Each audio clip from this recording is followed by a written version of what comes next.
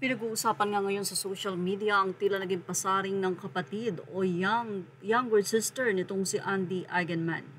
Doon kasi sa naging post o IG story ng kanyang kapatid, sinabi nitong, "How can you talk if you haven't got a brain?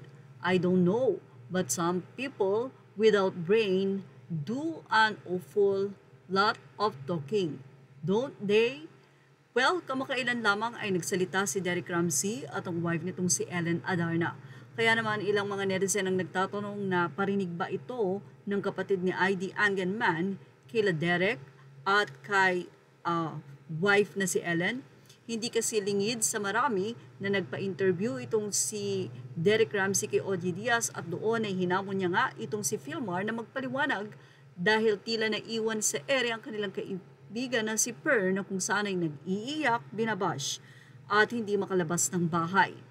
Kung nagkaayos na raw si Andy at si Philmar, sana naman daw ay kahit papano linisin ang pangalan at magpaliwanag para naman maging maayos na rin ang kalagayan ng kanilang kaibigan na si Pern. Hindi daw dapat nagpo-post agad-agad si Andy ng mga ganong bagay, lalo na nga at wala naman siyang kasiguraduhan sa kanyang tinutukoy.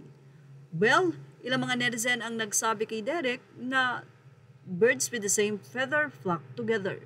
Anyway, narito ang naging komento ng mga netizen. Matapos tila sayawan lang ni Philmar ang panawagan ni Derek Ramsey. Pangi-insulto nga ba ito?